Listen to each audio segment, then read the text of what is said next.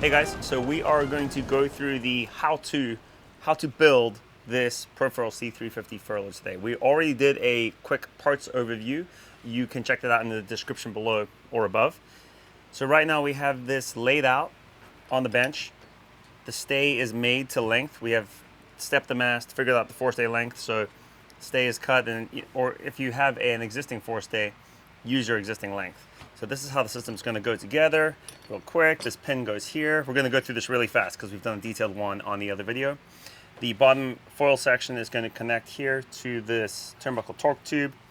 And as we make our way up, we have the swivel in place so I don't forget it. I have my joiners just to make sure I have enough, because it would really suck to get most of the way through this build and then realize that you don't have all the joiners you need. Here's another one.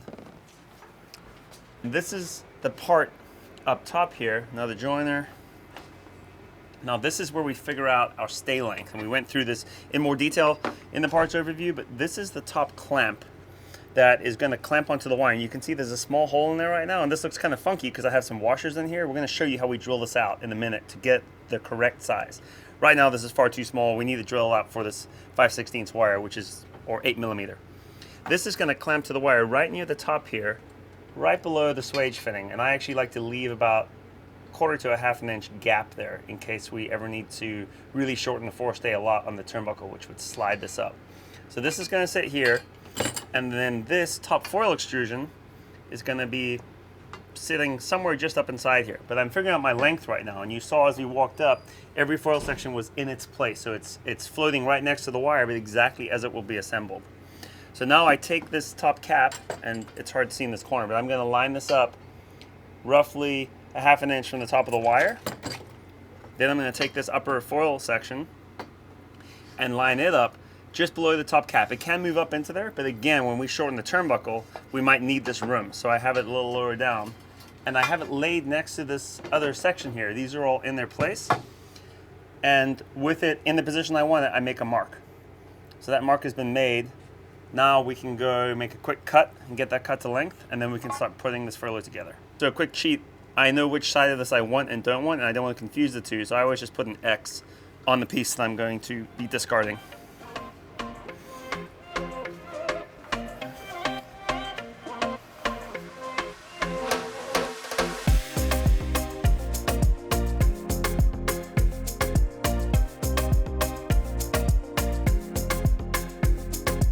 All right, so we are going to drill out the top cap, and this needs to clamp onto the wire.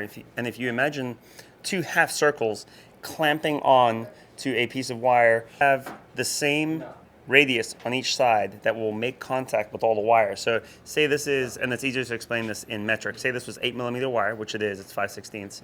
But if it was 8mm and you drilled it to 7mm, the plastic would only make contact with a few very fine points on that circle. So instead what we do is we have these washers in here, and I'm going to drill out to exactly 5/16, but we've got an artificially created space from these washers. So this hole will be, and you can watch as it happens, 5/16. So that is a 5/16 hole, a true 5/16 hole. And what that means is when we take this out, it's going to clamp onto the wire perfectly. I can clean. Cool. And we'll take it apart in the shop, and you'll be able to see how cleanly that clamps onto the wire. So we have our two halves apart here with our two radiuses clearly shown. You can see how nicely that sits in the wire. And then I'll line this up, grab my T-handle. Okay, so our clamp is on. At this point, we need to install the top bearing in here, because this is going to sit on the wire and rotate, so we need to put a bearing in place, and that is down here, and we're going to put it on the wire anyway, so let's go down this end. Okay, so we are going to install that top bearing once we slide this foil section all the way up here. So the cut end that we cut goes on first, because we need these two joiner screw holes here to make the connection to the next foil that's coming up here. So this is the very top. This is the very top foil. Now, there are some rare instances where if you have to cut this foil really, really short, there won't be room for the joiners. I'm not really going into the details of that. If you ever deal with that situation, contact us. It's easy enough to explain. The manual does cover it too, but most of the time, it's really simple like this.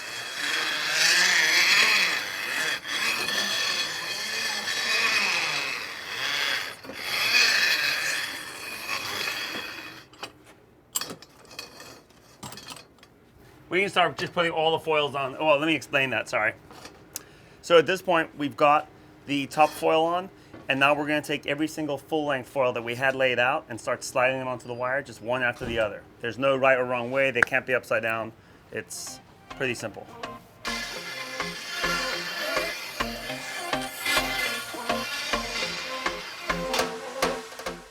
We now have every single piece of furler extrusion on the wire.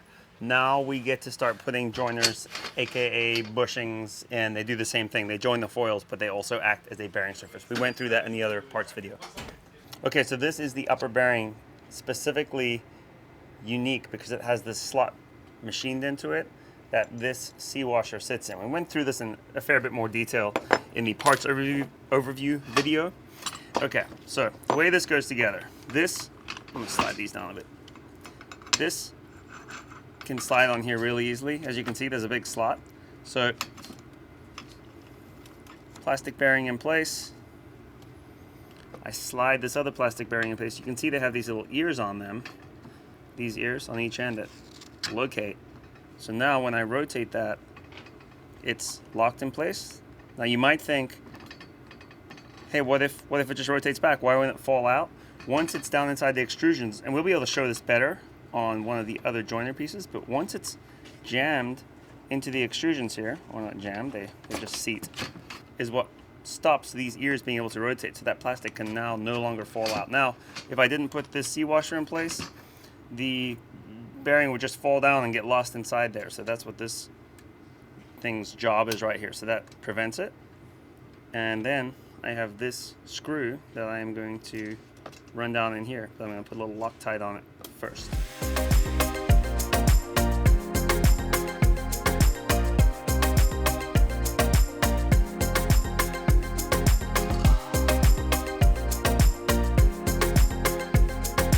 And we are tight. So now we have a nice bushing installed, smooth rotation that is going to sit all the way up in there when the furler is put together completely. Okay, so this is our first standard joiner. You can see there's 4 holes in it, and they just happen to correspond with those 4 holes right there. So we're going to put it on the wire in the same way. Drop our first bushing piece into place. Feed the wire on. Slide the bushing in. Rotate. Sometimes they can be a little fiddly, but now that it's saying 90 degrees off, I can slide this. It's so easy, just slide it in there. And now I line up the holes on the inside. Now, don't try and slide these 2 together at the same time because this will move in here. So now is when we put our next set screw in. Again, Loctite. Loctite is critically important on these guys. If you don't do it, these screws will back out and cause you all manner of headache. So plenty of Loctite. Yes, it's going to run out and make a little bit of a mess, but that's what rags are for. So get that nice and cinched down. Wipe off the Loctite. Next screw. The Loctite does come in the kit too, so you don't have to even wonder which formulation to use. So that's good and tight. A good way of checking if you've got the screws in far enough is what I'm doing right now with the paper towel. If this paper towel was hooking on there, that would be an indication that something's up and I need to run it a little deeper. Now, next piece. Now we have a join completed. I got to run screws in here too.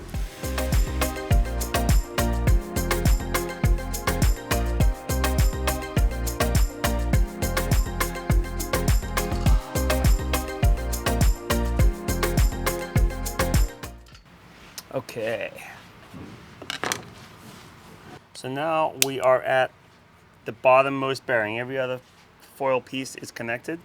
This is another slightly different one. It's 2 halves, and you can see here that there's a hole pattern that lines up. This is designed so that if the bottom of your extrusions are really close to the wire, if you don't have this torque tube, that you need to put them in one at a time and kind of bend the stud out of the way. It'd be really hard to put these 2 together. I can't because of the swage fitting. And so you would put the first half in, actually this way, and then slide the second half in with the plastic sleeve in place.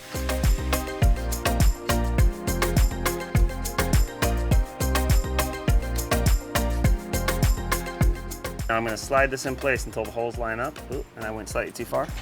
Never fear. Pry it back down. Okay. That is now lined up.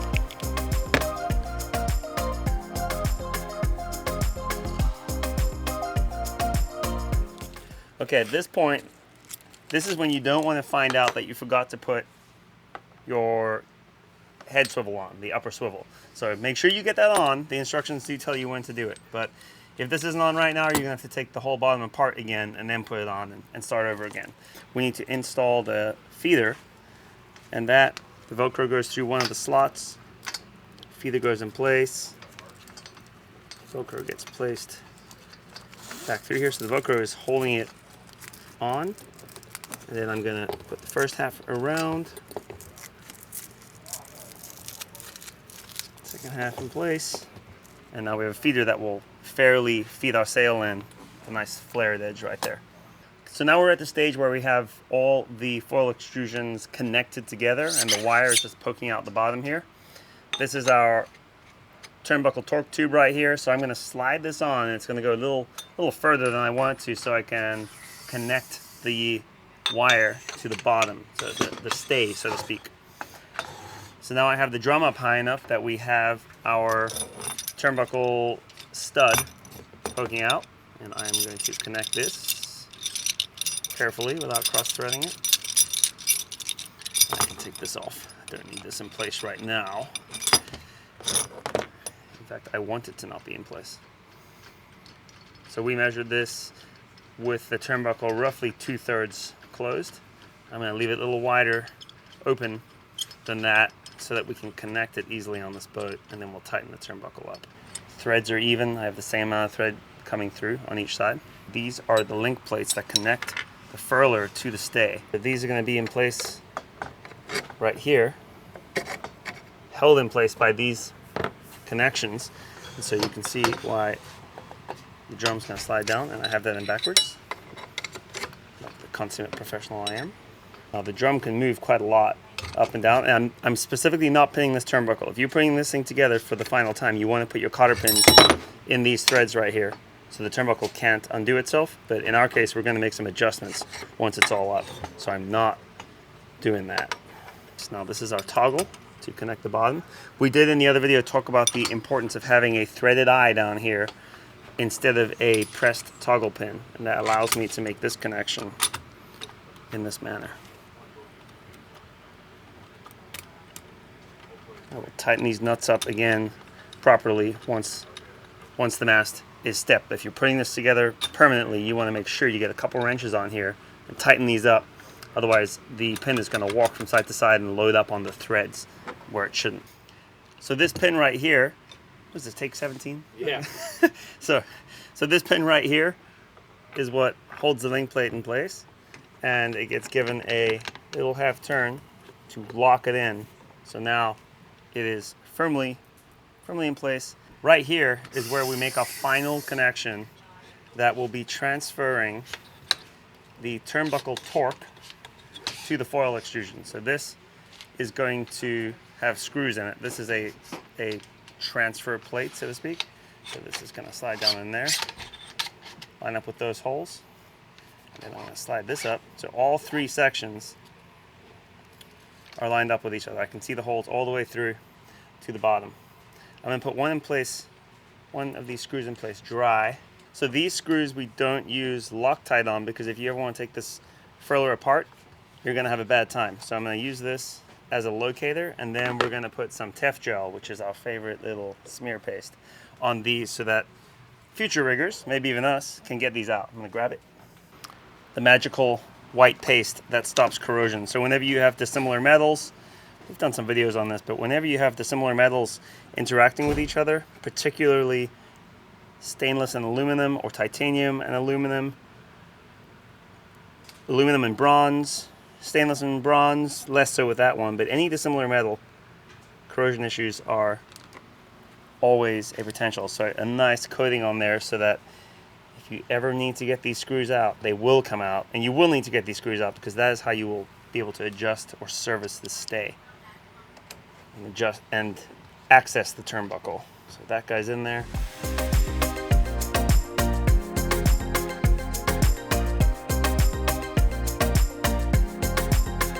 At this point, we are ready to carry this thing out of here, get down to the boat, get a halyard on it, and get it pulled up, and that will be the next video in this series.